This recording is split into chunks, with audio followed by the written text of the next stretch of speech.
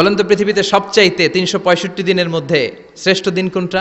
ফজরের নামাজের পর থেকে ফেরেশতারা যতগুলো মসজিদে জুমা অনুষ্ঠিত হয় ওই মসজিদে ঢোকার প্রতিটা দরজার মধ্যে দাঁড়িয়ে থাকে। এজন্য জুমার খুতবাটা খতিব সাহেব যারা আছেন খুবই জরুরি, এটাকে খুব কনস্ট্রাকটিভ মুডে সমাজে তুলে ধরতে হবে।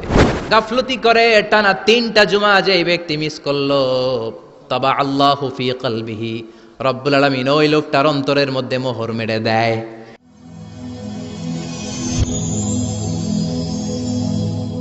Rose TV 24.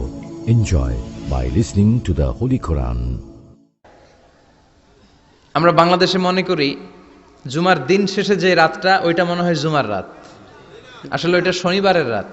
ইয়াউমুস সাবত, ইয়াউমুস সাবত, ইয়াউমুল আহাদ, ইয়াউমুল ইসনাইন, ইয়াউমুল সুলাসা, ইয়াউমুল আরবিআ, ইয়াউমুল খামিস, ইয়াউমুল জুমআহ।